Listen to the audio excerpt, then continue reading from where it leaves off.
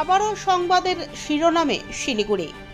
এবার এক নাবালিকাকে যৌন নির্যাতনের অভিযোগ সিকিউরিটি গার্ডের বিরুদ্ধে। আবাসনের রক্ষকের বিরুদ্ধেই যৌন নির্যাতনের অভিযোগ। শিলিগুড়ি মেট্রোপলিটন পুলিশের প্রধাননগর থানা এলাকার একটি আবাসনে এই ঘটনায় ব্যাপক চাঞ্চল্য ছড়িয়েছে। ইতিমধ্যেই প্রধাননগর থানার পুলিশ অভিযুক্ত সিকিউরিটি গার্ডকে গ্রেফতার করেছে। প্রধাননগর থানার পুলিশ সূত্রে জানা গিয়েছে, প্রধাননগর থানা এলাকার ওই অ্যাপার্টমেন্টের সুইমিং পুলে 8 বছরের এক কিশোরী সুইমিং করে তার ফ্ল্যাটে যাচ্ছিল। সেই সময় ওই অ্যাপার্টমেন্টের সিকিউরিটি গার্ড ওই কিশোরীর সাথে যৌন নির্যাতন করে বলেই অভিযোগ।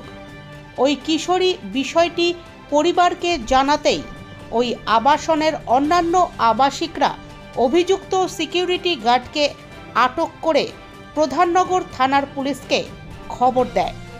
খবর পাওয়া মাত্রই ঘটনাস্থলে গিয়ে ওই সিকিউরিটি গার্ডকে গ্রেফতার করে প্রধাননগর থানার পুলিশ। অভিযুক্ত সিকিউরিটি গার্ডের নাম রাকেশ রায় বলেই জানা গিয়েছে। ধৃতকে শনিবার শিলিগুড়ি আদালতে পেশ করে প্রধাননগর থানার পুলিশ। অপরদিকে আদালতের নিয়ম মেনেই কিশোরীর মেডিকেল টেস্টের পাশাপাশি গুরুত্ব দিয়ে এই ঘটনার তদন্ত শুরু করেছে প্রধাননগর থানার পুলিশ।